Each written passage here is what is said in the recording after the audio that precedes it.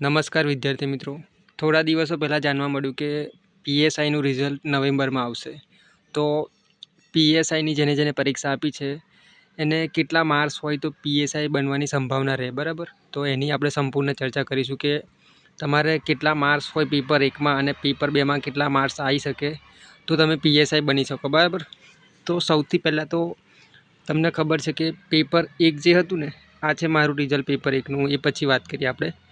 હવે જો બધાને ખબર છે કે પેપર જે 1 હતું એમસીક્યુવાળું, એમાં 200 એમસીક્યુ હતા.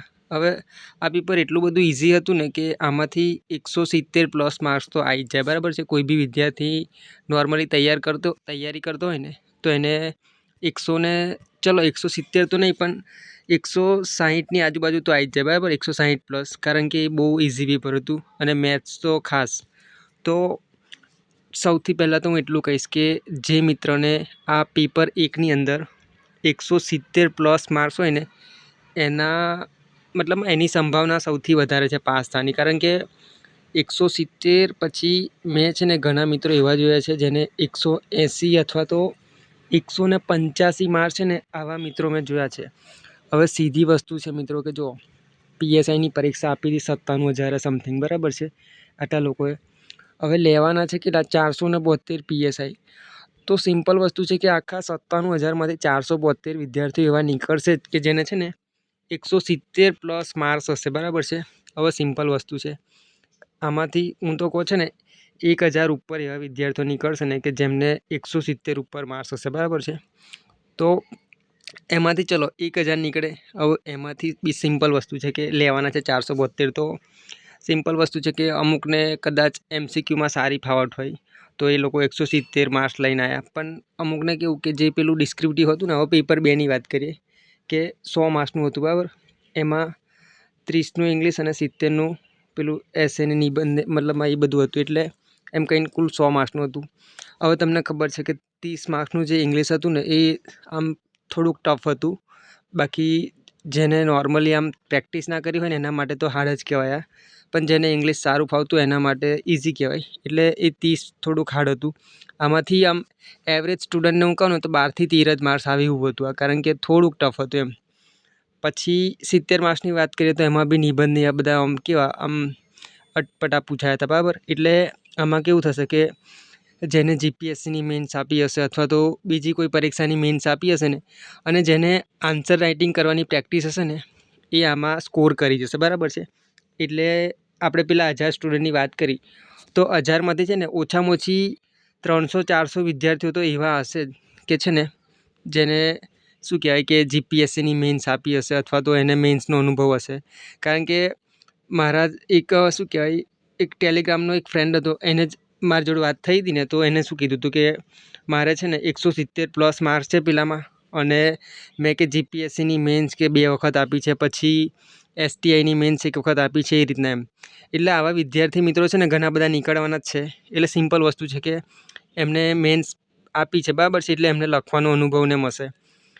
એટલે એ મિત્રો ખાલી સિમ્પલ વસ્તુ છે કે 40% આપણે લાવવાના છે, બરાબર? પેપર 2માં તો 40% એટલે 40 માર્ક્સ થાય. તો સિમ્પલ વસ્તુ તો ખાલી એ લોકો 40 માર્ક્સ બી લાવી દે ને તો કેવું કે આવા 170 ને આવા 40 એટલે કેટલા 210 માર્ક્સ થઈ જાય. તો સિમ્પલ વસ્તુ છે કે 210 તો મતલબમાં કેવું કે 210 માર્ક્સ થઈ જાય ને 2 પેપરના થઈને તો પાસ થવાના ચાન્સ રહે તમારા. ઓલ ઓવર 200 કહું છું. હવે જે મિત્રોને 150 અથવા 60 માર્ક્સ છે તો એનું શું? પેપર 1માં, બરાબર છે? 160 અથવા તો 150 માર્ક્સ છે એનું શું?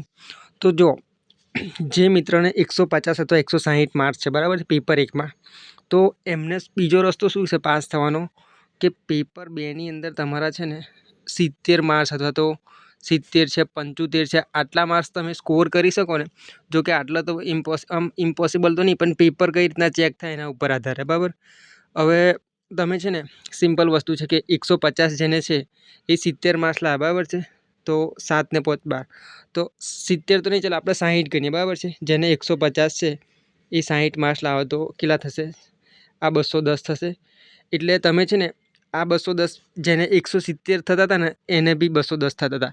એ રીતના તમે કાઉન્ટ કરી શકો કે તમારે 150 માર્ક્સ થતા હોય ને પણ તમારે પેપર 2 સારું ગયું હોય અને એમાં તમારે 60+ માર્ક્સ આવવાની સંભાવના હોય, બરાબર છે. તમને લાગે છે કે મેં સારું લખ્યું છે તો તમારે પાસ થવાના ચાન્સ છે, બરાબર.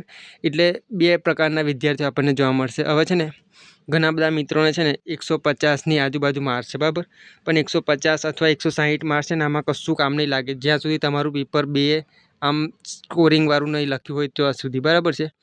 એટલે પેપર 2માં તમારે છે ને મેક્સિમમ માર્ક્સ તમે લાવો ને તો તમે પાસ થઈ શકો. જે મિત્રોને 160 150 છે એને, બરાબર. બાકી પાસ થશે કોણ કે જેને 170 અથવા તો 170+ માર્ક્સ હશે એને, બરાબર. કારણ કે 185 ને 180વાળા વિદ્યાર્થીઓ બી મેં જોયા છે. એટલે આ તો સિમ્પલ વસ્તુ છે કે 180માં આવા લોકો ખાલી 40 માર્ક્સ બી લાવી દે ને તો બી આ ટોપમાં આવી જાય એવું વસ્તુ છે, બરાબર. એટલે કેટલા 220 માર્ક્સ થાય લોકોને. તો આપણે ભલે ને અહીંયા 150 લાઈન બેસી જાય ને આમાં 70 માર્ક્સ બી લાવીએ ને 60 માર્ક્સ તો બી આ લોકોથી તો નીચા માર્ક્સ થઈ જાય ને, કારણ કે આપણે થાય 210 ટોટલ અને આ લોકોના 220, તો પાસ તો આ જ થવાના ને એમ. એટલે સિમ્પલ વસ્તુ છે વિદ્યાર્થી મિત્રો કે આમાં છે ને આવી રીતના.